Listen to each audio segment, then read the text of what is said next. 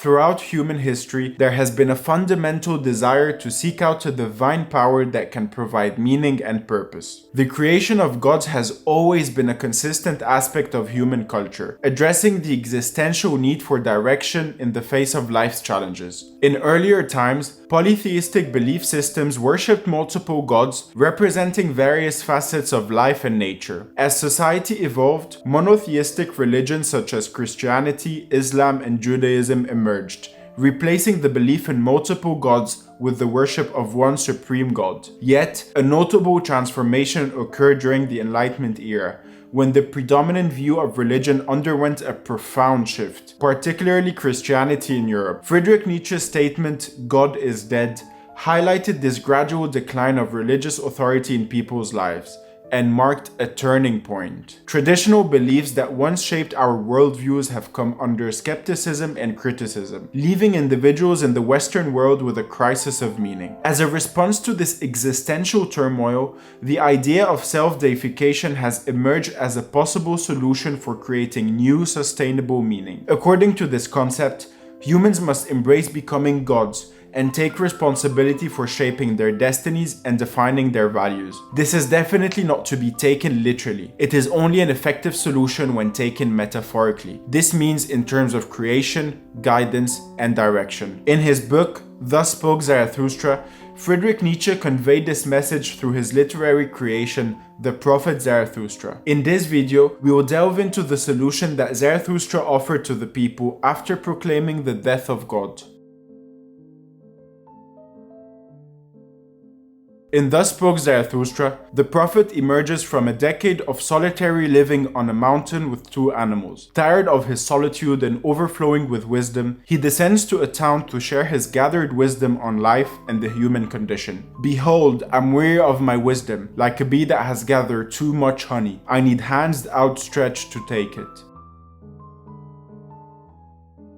On his way down, he encounters an old man who questions his purpose of joining mankind. Zarathustra explains his love for humanity and his intent to share his wisdom to help people. The old man warns him that people will react with ridicule, but Zarathustra ignores the caution and continues. When he arrives, a crowd is gathered awaiting a performance of a tightrope walker. Zarathustra seizes the opportunity and starts his teachings. He declares, "I teach you the Overman. Man is something that should be overcome. What have you done to overcome him?"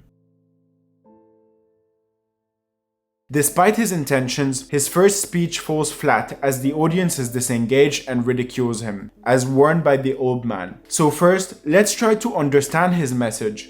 What does he mean by this theme of overcoming? The concept of overcoming simply means transcending existing limitations. For Zarathustra, the significance of life lies in our ability to surpass our current limitations. This involves breaking free from constraints that limit our personal growth, allowing us to expand into the vast realm of our potential. In essence, the first dimension of overcoming is the journey toward realizing our fullest potential on an individual level. However, the second dimension extends beyond the individual and encompasses humanity as a whole. When Zarathustra says, "Man is something that must be overcome," he refers to humanity, not to the gender. He stresses the idea that the human condition itself requires transcending. The purpose of being human, according to Zarathustra, is not merely to settle comfortably within our established understanding of humanity. Instead, it involves a more profound and exhilarating journey. The very point of human existence is to surpass the boundaries of human limitations. In simpler terms, to evolve.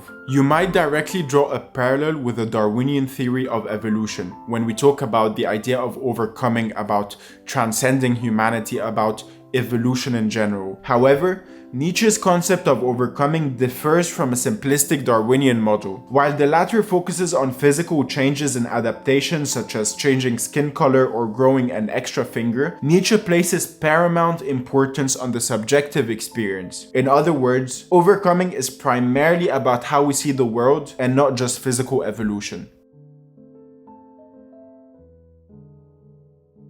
This realm of subjectivity primarily includes values that represent a crucial part of Nietzsche's philosophy. His concept of the transvaluation of all values refers to reevaluating and redefining traditional values, particularly moral ones. Nietzsche was very critical of the prevailing moral systems of his time, especially those rooted in Christian morality. He argued that traditional values such as good and evil were based on outdated religious beliefs and societal norms that don't serve the powerful individual. These suppressed individual creativity and the full expression of human potential. He associated that with the morality of the weak or the morality of the masses. The Christian church suppressed the desire for autonomy by propagating the notion that pursuing self-interest is sinful, while self-sacrifice and dependence on God are virtuous. Animalistic instincts like sexual desire, pride, or the pursuit of power were deemed evil and needed to be controlled or even completely eradicated. For these reasons, Zarathustra encouraged the crowd to reject the doctrines of the church and establish a new understanding of the world.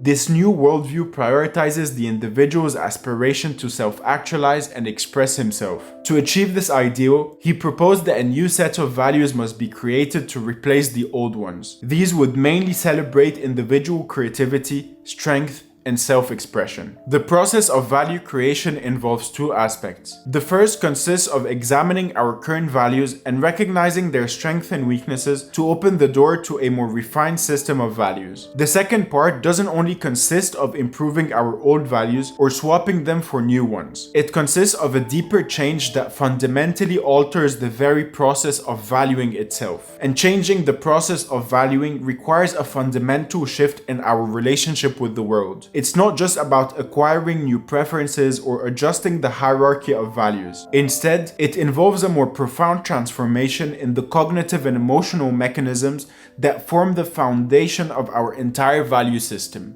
This new meaning and new journey are the road to the Overman. Once you said God when you gazed upon distant seas, but now I have taught you to say Overman.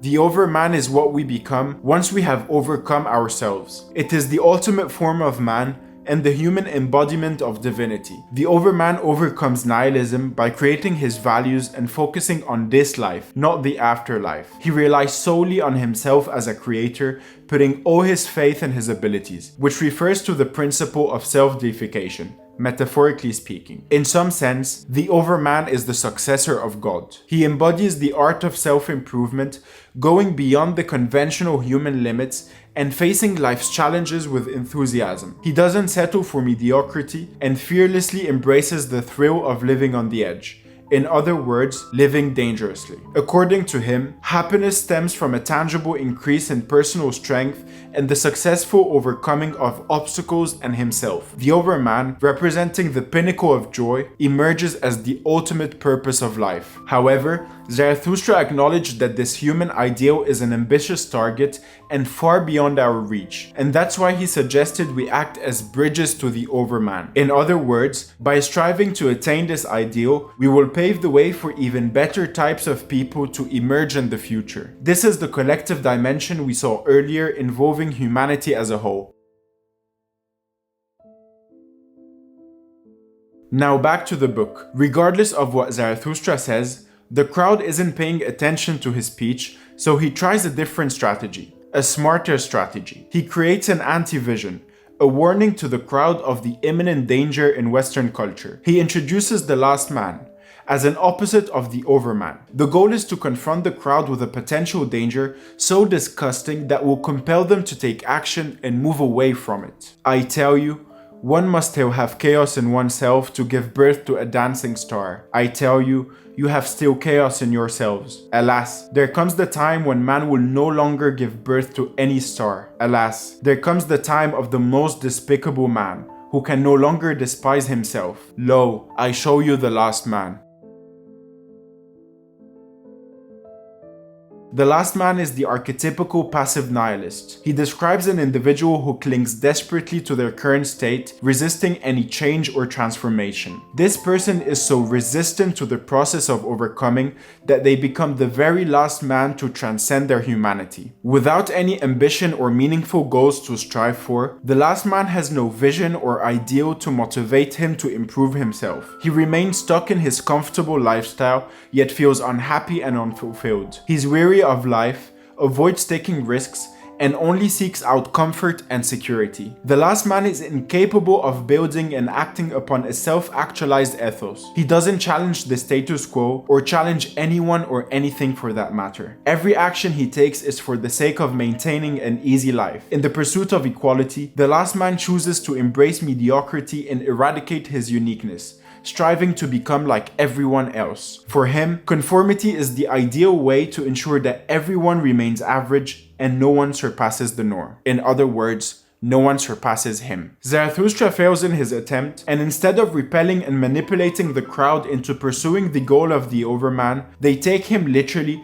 and choose the repulsive last man. They say, "Give us this last man, O Zarathustra," they called out. "Make us into these last men, then we will make you a gift of the Overman."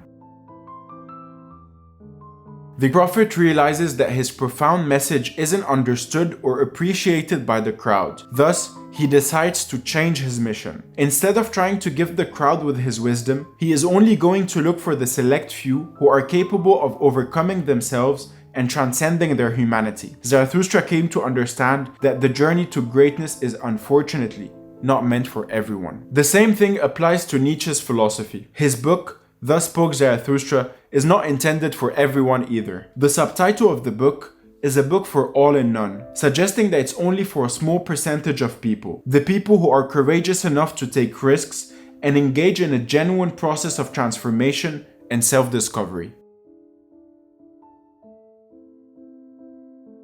With the absence of divine guidance and transcendent values, Nietzsche presented humanity with two distinct options: the path of creation or the path of consumption, the path of courage or the path of despair. These alternatives symbolize the Overman and the last man, serving as contrasting responses to the profound impact of the death of God. Among my writings, my Zarathustra stands by itself. With this book, I have given mankind the greatest gift it has ever been given. Friedrich Nietzsche, aka Homo. According to Nietzsche, the idea of the Overman and the concept of overcoming are the most valuable assets in life. Nietzsche believed that the meaning of existence is not to be found in religious pieties or meek submission, but in an all-powerful life force, passionate, chaotic, and free. Nietzsche was aware that people can become lost without a sense of direction or purpose, and therefore he established a goal for humanity, a human ideal that we should all strive to achieve. By choosing the Overman, we choose to remain faithful to the earth, as Zarathustra said. This path affirms life and transforms it into an authentic life story. We choose to go beyond being a mere product of our circumstances and simply become the architects of our lives. If we take a closer look at our environment, we can see that the characteristics of the last man are prevalent everywhere. This refers to the passive and obedient individual who has become the norm in our modern society. People are often afraid to stand out and prefer conforming to the mainstream narrative. It's much easier to follow the crowd and accept the prescribed way of living and thinking, rather than creating our own unique path and walking it alone. If Nietzsche didn't provide a concrete example of what an Overman would be like, he did at least offer a clear example of what not to be like. And this is indeed his greatest gift. Thank you for watching.